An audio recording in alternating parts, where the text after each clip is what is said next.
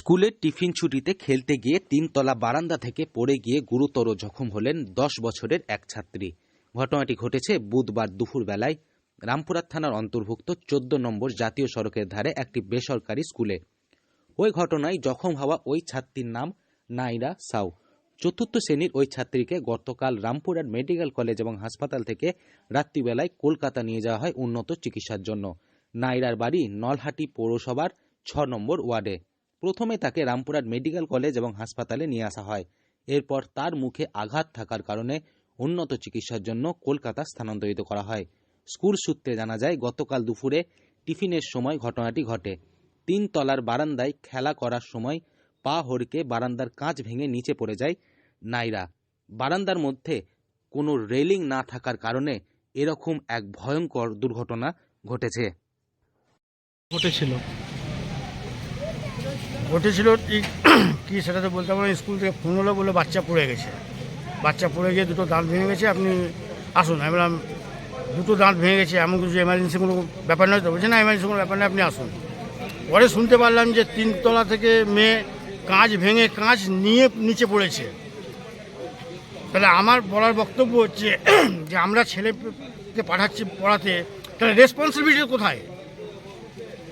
আমার ছেলের রেসপন্সিবিলিটি কে নেবে? স্কুল কর্তৃপক্ষ নেবে না গার্জেনই নেবে?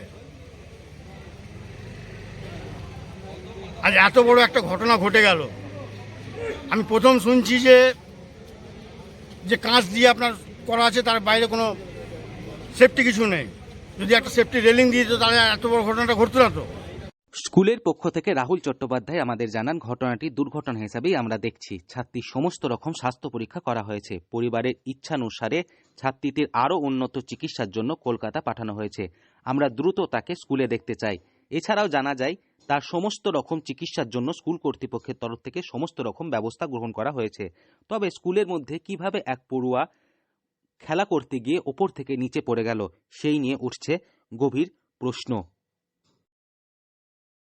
জানিয়েছেন সেটা হচ্ছে যে ও কিন্তু সুস্থ রয়েছে, নিরাপদ রয়েছে, সেরকম অসুবিধা কিছু নেই এই মুহূর্তে। তবুও মা বাবার মন এবং আমরা স্কুল কর্তৃপক্ষ চাই যে হ্যাঁ, যাতে করে কোনো সংশয়ের জায়গা না থাকে। আমরা বেটার ট্রিটমেন্টের জন্য কিছুটা বাইরে ওকে কলকাতায় পাঠিয়েছি, ওর বাবার ইচ্ছাতেই আর কি।